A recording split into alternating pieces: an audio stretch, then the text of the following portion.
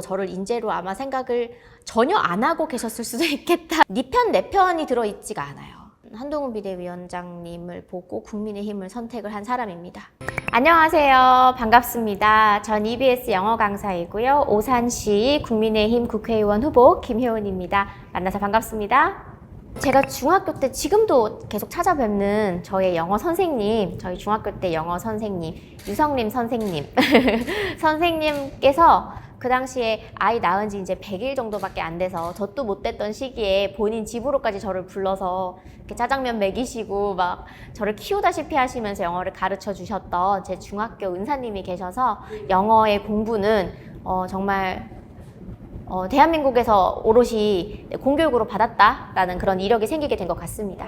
출산 후에 강의를 들어갈 때는 단순히 지식을 전달하고 진도를 나간다라는 개념 이상으로 오늘의 저의 이 결과를 만든 것 같은데요. 지금 돌이켜 생각하면 단순한 강의가 아니라 아이들을 키워내는 현장에 제가 있다라는 그런 책임감이 많이 들기 시작했습니다. 엄마가 되면서요. 아이를 낳고 나서 모든 것이 변했던 것 같습니다. 우리가 지금 이 4차 산업 시대에 가장 중요한 동료 시민의 덕목이 혹시 기자님 뭐라고 생각하세요? 안전해야 되고 또 서로 뭔가 배려해야 되고 이 모든 것을 종합할 수 있는 단어가 공동체 의식이에요. 예전에는 우리가 길을 다니거나 주변 사람들을 많이 바라보면서 사는 세상이었거든요.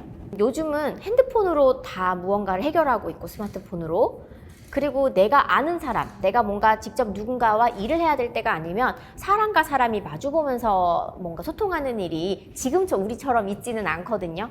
그래서 이 공동체 의식이 너무나도 많이 없어졌어요. 그래서 이 공동체 의식이라고 하는 것, 요것을 사회 전반에 뿌리 깊게 하려면은 정책이 필요하다. 그건 국가적인 어떤 프로젝트로 해야겠다라는 생각이 들었고, 그런 내가 아닌 타인의 마음, 사회의 마음, 공동체의 마음이라고 하는 것이 제가 출산을 하고 아이를 키우면서 엄마가 되면서 새롭게 사회를 바라보게 된 것에서 비롯됐다라고 저는 생각을 하거든요. 그래서 정치라고 할 때 뭔가 이것을 정치꾼, 정치가 이렇게 많이들 생각할 수 있는데 동료 시민들로서 모두 같이 더 나은 세상을 만들기 위한 일을 하고 싶은 사람으로 저는 생각을 하고 있습니다. 이 정치라고 하는 것을. 인재 영입 그 이력서를 쓸 때만 해도 이게 정당 활동을 하고 그 당시엔 지역구 선거를 나간다는 계획까지는 없었습니다. 교육과 저출산 공약에 대해서 이러이러한 일로 제가 일을 좀 해보고 싶어요 라고 글을 쓰고 있었던 시점이었고 EBS i.co.kr에 서비스가 되고 있었고 아마 수험생들은 알 거예요. 이것이 어떤 공중파 방송의 개념이라기보다는 온라인 강의의 형태입니다. 그렇지, 인강이니까요. 그래서 이것을 공중파 방송이라고 저는 인지하지 않았었고 그 포맷 자체가 인강에 가깝기 때문에 인강이기 때문에 그래서 이것이 방송 심의 규정에 도촉을 받는다는 지식이 전례가 없었기 때문에 저는 몰랐었죠. 그것은 방송국도 마찬가지였고요. 인재 영입이 되고 뉴스에 대체적으로 보도가 되면서 인재 영입이 되면 아마 총선을 치르게 되고 이것이 뭐 비례가 됐건 지역구가 됐건 정당인이 되어버려서 이것은 이제 방송 심의 규정에 따라서 방송 출연을 할 수가 없잖아요. 그것이 인터넷 강의 사이트에도 해당이 되는 건지는 전혀 몰랐습니다. 이제 피해를 입히게 돼서 무조건 이것은 죄송한 일인 거예요. 뭐 더 어쩔 수 없었다라는 말로 저는 이것을 넘어가고 싶은 생각은 없고요.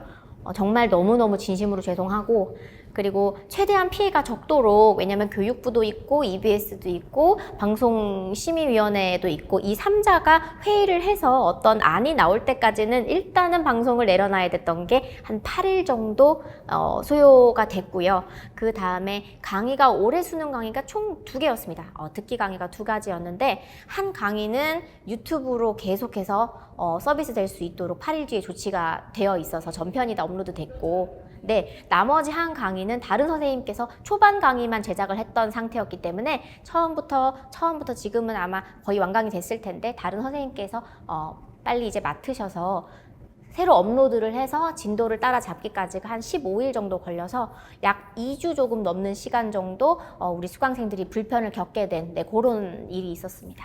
제가 본의 아니게 학습권을 침해하게 된 거는 분명히 맞기 때문에 그 수강생의 수가 뭐 적든 많든 단 한 명의 수강생이라도 저 때문에 불편했다면 그 2주간의 시간에 대해서는 제가 진심으로 사과를 해야 되는 부분이고, 단지 말씀드릴 수 있는 건 이 모든 것이 지금의 이 어쩌면 불합리하다고 많은 사람들이 느끼고 있는 이 입시 제도, 그리고 공교육 현장을 개선할 수 있는 사람이, 모든 걸 던지고 나가서 개선할 수 있는 사람이 저밖에 없다는 시대의식이 있었기 때문에 불가피한 선택이었다라고 좀 양해 말씀을 드리고 싶습니다. 그만큼 제가 결과로서 더 나아진 그런 공교육 환경으로 우리 학생들과 학부모님들께는 제가 갚아나가야죠.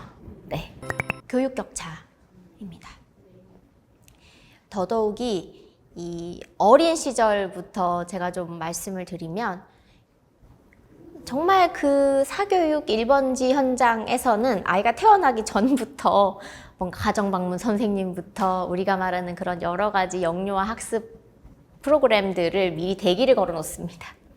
교육 격차, 뭐 출산 격차, 정말 격차라고 하는 이 현상이 너무 일찍부터 있어요. 그러다 보니까 저출산의 어떤 원인 제공 중에 하나가 되지 않나라는 생각을 하고 있죠. 그리고 그것이 이제 가장 극대화되는 시기가, 골마서 터지는 시기가 우리가 학생부 종합전형, 과목별 세부 특기사항을 쓸 때도 정말 선생님께 의존을 해야 되는 학생들이 있는가 하면 비싼 고액의 컨설팅을 받아서 이렇게 써주세요라고 하는 그런 일부, 정말 소수긴 하지만 일부의 학생들이 존재하는 것, 이 모든 것들의 교육 격차가 정말 공교육 현장에서 있었던 저로서는 강사로서 요즘의 아이들과 학부모님들께 죄송하죠. 네, 교육계에 있는 사람으로서. 저는 이 갈라치기를 정말 싫어합니다. 공교육에 힘을 싣기 위해서 사교육을 규제하고 악의 축으로 규정하는 건 너무 현실을 부정하는 그런 기조다라고 생각을 합니다. 물론 어떤 유명한 출제자들에게서 문항을 비싼 고액을 주고 사오는 그런 카르텔은 당연히 안 되겠죠. 척결을 해야겠죠. 하지만 그 현장에 너무나도 우리 일상 속에 너무나 많은 학원들의 존재 자체를 악의 축으로 규정하고 규제하는 것은 저는 반대입니다. 이것은 자연스러운 뭐랄까요, 경제적인 경제 활동의 한 부분이라고 저는 보고 있거든요. 네, 아이들마다 추구하는 것이 다르고 학습 진도가 다 다르거든요. 이것을 공교육에서 아무리 촘촘하게 설계를 한다고 해도 일부분은, 어느 부분에서는 당연히 가외적으로 좀 더 배우고 싶고 추구하고 싶은 진로들이 다 있습니다. 학과목별로 있겠죠. 그래서 그럴 때 공교육의 어떤 서브 역할로 사교육이 필요한 건 인정을 해야 되는 거예요.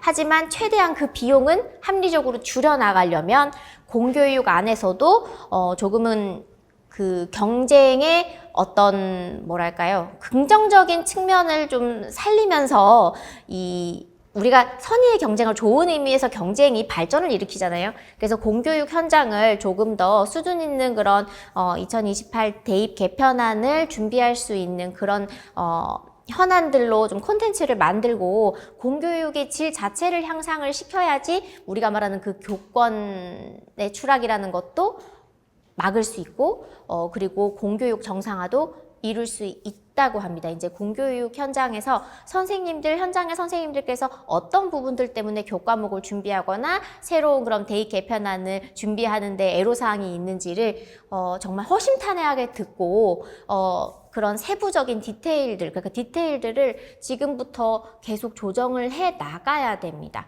네. 좀 재미있는 이야기이긴 한데 아마 국민의힘에서도 저를 인재 영입으로 아마 고려를 전혀 안 해보셨을 수도 있습니다. 현장에서 강의하고 그리고 EBS라는 그 공교육 현장에서 방송을 하고 있기 때문에 그런 정치적인 목소리를 낼 수 있는 자리는 아니거든요. 그리고 또 아이를 키우고 아이가 어리다면 누구보다도 그렇게 목소리를 내기 어려운 환경이기 때문에 저에게 아마 그런 그 정치 활동을 권하거나 그랬을 것 같지는 않아요. 그래서 제가 직접 백지에다가 하나하나 제 의정 계획 방식과 이력을 적어 나가면서 이력서를 만들었던 거고요. 다른 당에서도 저를 인재로 아마 생각을 전혀 안 하고 계셨을 수도 있겠다라는 그런 생각. 하지만 만약에 중요한 거는 그런 제가 왔다고 하더라도 저는 국민의힘에 입당했을 것 같습니다. 한 단어로 종합하자면은 한동훈. 누구나 공감하시는 부분이죠. 네, 근데 그 속에는 네 편, 내 편이 들어있지가 않아요. 상식, 그리고 공정, 정의, 우리가 미래 사회를 더 아름답고 풍요롭게 설계를 하기 위해서 필요한 그런 모든 것들을 몸소 실천을 하시는 분이시기 때문에 네, 그래서 저는 한동훈 비대위원장님을 보고 국민의힘을 선택을 한 사람입니다. 그런 부분들이에요. 국민의힘에서 어떤 뭐랄까요, 목소리를 같이 통일하고 싶은 여러 가지 부분들이 있잖아요.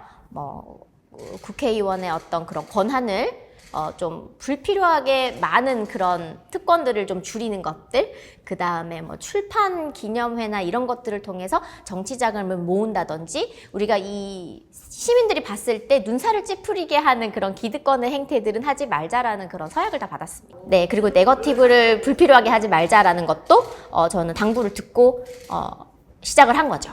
이미지가 정말 TV에서 보던 그대로셨어요.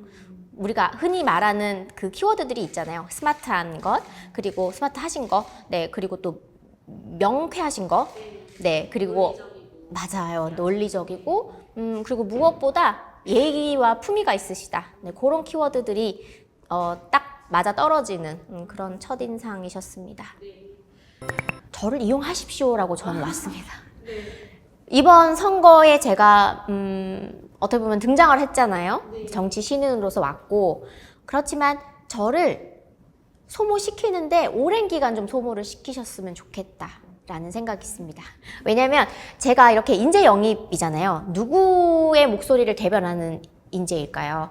교육 현장에 있는 선생님들, 그리고 투표권이 없는 우리 아이들, 그 다음에 자녀를 양육하는 그런 3040 혹은 50이 될 수도 있겠죠, 요즘은.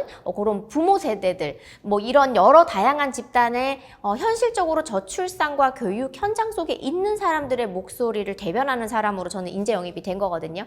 그러니 앞으로 저출산 문제는 우리가 계속해서 10년, 20년 앞을 바라보고 대비를 해야 되는데, 그런 부분의 현장의 목소리를 위해서, 대변하기 위해서 저를 소모품처럼 쓰시는데 좀 오래오래 리필해가면서 쓰셨으면 좋겠다라는 그런 말씀을 드리고 싶습니다.